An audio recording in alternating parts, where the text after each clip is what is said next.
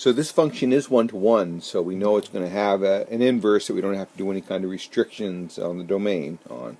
See, because it passes the horizontal line test, so that tells us every x has a single y. So to find the inverse of these cubic functions, we're going to switch, where I can think of it as y equals 3x cubed plus 1. And then to find the inverse, I'm going to switch x and y, because we know it's reflected around that line y equals x. Then what I have to do is I have to isolate the y. I have to solve this for y. So that's going to require that I subtract 1. So x minus 1 equals 3y cubed. Then I'm going to divide both sides by 3.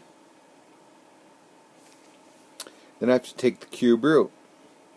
That's what does. That's the inverse operation for raising something to the third power. So that should be the inverse. Now you could write it with a radical like that. You could also write it as x minus 1 over 3 all raised to the 1/3 power. That's the same as taking the cube root. So this is number 6, and now the same page. It's another cubic function. Why don't you stop it and try to find the inverse for this. So what I'm going to do is I'm going to switch x and y.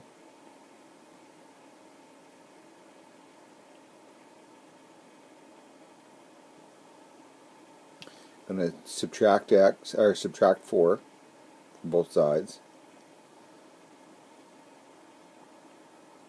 I'm going to divide by -2.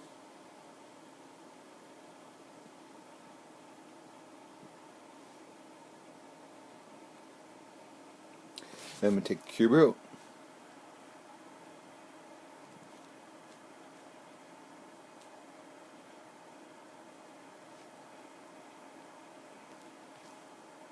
So graphing both those equations, I see that here's the line y equals x that inverses are reflected around, right?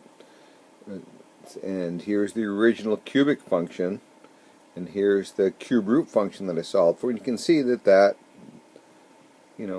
when x is 0, y is 4 on the original, and on the inverse, when x is 4, y is 0. And we could do that for a number of points, and we can see how that is an inverse. Okay, so I hope that helps with radicals, with the powers and radicals. This works the same with square roots and fourth roots, etc.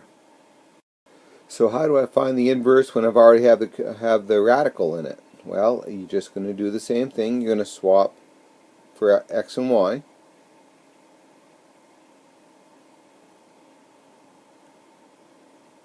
Then you're going to solve for the y. So I'm going to subtract 9. Then I'm going to divide by 2. Then here's the part that can give people some problems.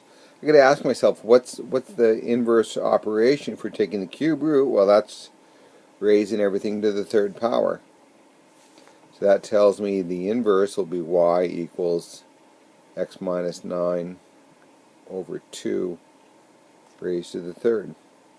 So those two are inverses. So this is number 10 on that same page. Why don't you try it, and I'll walk through it in a minute. So I'm going to swap x and y.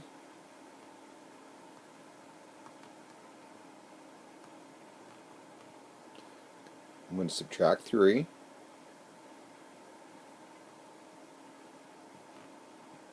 Going to divide by the -1, which, if I divide both sides by -1, and this is unique to this problem, all I really have to do is switch those signs.